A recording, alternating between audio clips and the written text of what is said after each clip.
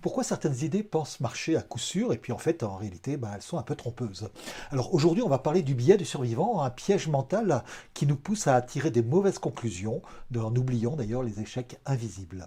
Je suis Jean-Michel Cornu, spécialiste de la coopération de l'intelligence collective, et aujourd'hui dans la série des biais et des groupes, on va voir le biais du survivant et ce que les succès nous cachent.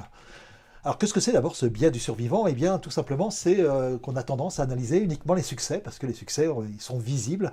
Et puis, on voit ceux qui ont marché, ceux qui ont survécu. Et finalement, eh bien, on oublie tous les échecs qui souvent deviennent invisibles, sauf s'ils sont douloureux, bien sûr. Mais sinon, en général, eh bien, on voit qu'est-ce qui a marché parmi les autres en particulier. Alors du coup, eh bien, on surestime ce qui a fonctionné et puis on ignore ce qui a échoué. Et effectivement, eh bien, on va donc faire des mauvais choix parce qu'on ne va pas avoir une vision d'ensemble de ce qu'il faut. Alors du coup, pourquoi ce biais est dangereux? Eh ben, il nous donne des œillères, un peu comme le cheval ici, et donc on croit qu'à des modèles qui sont gagnants parce qu'on les voit, et puis on ne voit pas leurs limites, hein, et du coup on déforme la réalité, on oublie même tous les échecs que l'on a ignorés. Alors du coup, on néglige les stratégies qui auraient peut-être pu fonctionner, parce que du coup, un échec dans un cas de figure peut aussi nous apprendre à pouvoir devenir une réussite, et donc c'est pas forcément systématique d'avoir des échecs et des réussites les réussites vont donner des réussites et les échecs des échecs, bien au contraire. Alors comment on va faire pour s'en sortir, hein? Eh bien, pour éviter ce biais du survivant, on va chercher les échecs et comprendre pourquoi ils ont eu lieu. Donc on va vraiment explicitement regarder, y compris, alors chez nous, parce que ça on peut encore s'en rappeler, mais surtout chez les autres, eh bien, quels ont été les échecs, et pour arriver à mieux comprendre.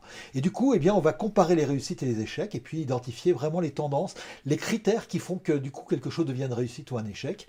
Et du coup, eh bien, on va se poser là aussi la question, qu'est-ce qu'on ne voit pas ici? Qu'est-ce qu'on oublie? Qu'est-ce qu'on ne voit pas? Et on va prendre un tout petit peu de temps pour ça.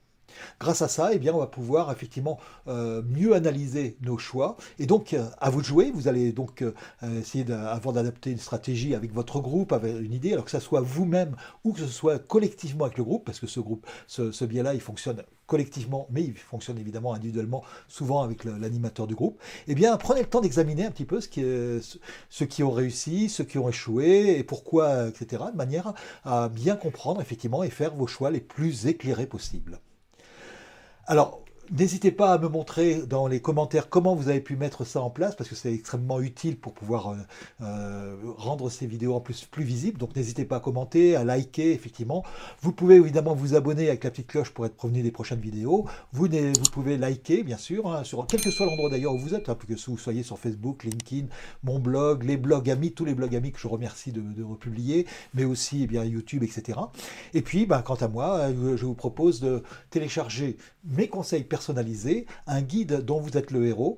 Et ce guide, eh bien, il va vous permettre de bien comprendre votre groupe. Pourquoi? Parce que je vais vous poser des questions et en fonction des questions, eh bien, je vais vous orienter vers certaines pages. Et ces pages vont avoir des conseils personnalisés adaptés à votre groupe ou à votre futur groupe. Et quant à moi, eh bien, je vous donne rendez-vous la semaine prochaine pour un nouveau truc d'animation.